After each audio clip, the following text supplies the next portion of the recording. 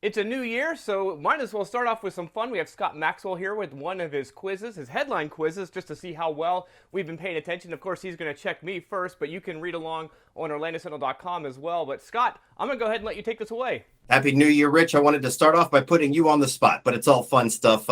Some interesting news from the headlines. And we're going to start with something from the sports arena. You may have seen that Orlando is about to have a new XFL team, the Guardians. But I would tell people, don't get too attached. We have had more sort of minor league football teams in Orlando than Tom Brady has Super Bowl rings. So, in fact, which of the following football teams was not an actual Orlando football team? All of the following were actual Orlando football teams in the past, except for which one? A, the Blazers, B, the Breakers, C, the Americans, or D, the Thunder.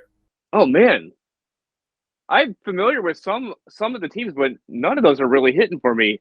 Remember, we had the Apollos. Right. Let's see. Let's do. I left out the Apollos and the Predators that I think people remember pretty well. Yeah. So That's the one I would Blazers, get. Breakers, Americans, Thunder.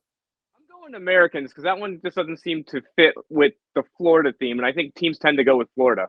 I absolutely agree with you. That is what I would have picked, but that is wrong. There was an actual Orlando Americans. The one that was fake, and there's a reason it threw you off, it was the Breakers. And the reason that was fake, and I threw it in there, is the Orlando Breakers were the name of a football team, but it was the fake football team in the ABC sitcom Coach with Craig T. Nelson. That doesn't count. Come on, man. So, as far as the Americans go, do you know what league it was? Like, how long ago was this?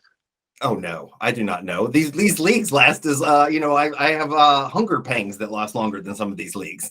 Well, all right, down one. Let's see if I can come back. All right, here we got a serious one. After House Republicans cast a record-setting 15 votes, as you may remember, to elect Kevin McCarthy, Central Florida's newly elected GOP Congressman Corey Mills tweeted one of the four following things. A, the 15th time's the charm. B, it wasn't pretty, but we got there. C, I hope we govern better than we choose our party leader. Or D, finally, one less gavel in Pelosi's house for Paul to fight with in his underwear. It seems like it could be all of the above. I was waiting for that one. I'm going to go with D, with the Pelosi answer. Yeah, you are right. You probably seized on that because it was the weirdest and it got him a lot of heat. As you may remember, Nancy Pelosi's 82-year-old husband was sent to the hospital in a bloody attack with a hammer, and Mills decided at 2:49 a.m. over this past weekend to make a joke about that. He took a lot of heat from it, including from other members of Congress who asked him to apologize. He did not apologize, but he did delete his tweet over the weekend. Yeah, talk about a way to kick off the new year. That whole thing, just watching it, sitting back. I guess in some ways, if you like politics, you're kind of watching history unfold. I guess if you sort of like watching a car crash, but yes, you're right. It was like that. All righty. Here's something, another Florida thing.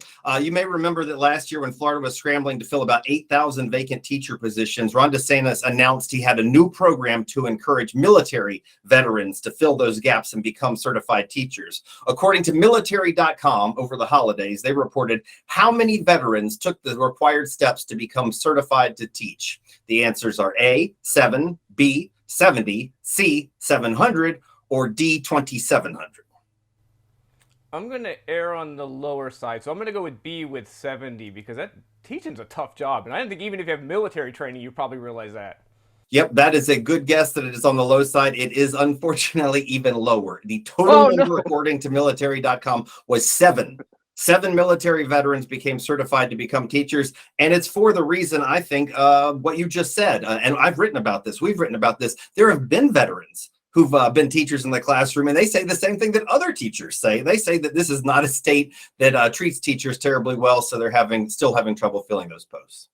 That's crazy. So I'm 1 for 3 right now, right? So I'm 1 right, 2 wrong. Let's see if I can balance this out and at least break even. Yeah, but I would have given you. I mean, I would have guessed the same one you did on the football team. So yes, okay. Yeah. And this one's really out of the blue, but I found it fascinating. A piece of space debris was plummeting toward Earth this week, and somehow NASA did the calculations of what the odds were of some human being hit by the falling debris.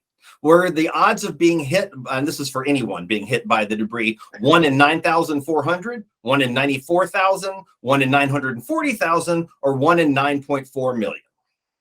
I'm going 1 in 9.4 million. That seems, I'll go 9.4 million. I would like to think so. The reason I put this in here is because it's incredibly disturbing. It was the first one. What? 1 in 9,400. Now it's Holy not the odds of you as an individual. It was the odds of anybody being hit. But still, man, you would like to think you have better odds of not getting hit by a satellite. Right, you would think if that was you, you should just go right now, buy that Mega Millions ticket, and win that $1 billion before you get sent out in the sunset. You are exactly right. In fact, I looked it up just out of curiosity. Not Mega Millions, but Powerball. The odds of winning that are about 1 in 23 million. So yeah, that seems a bit better.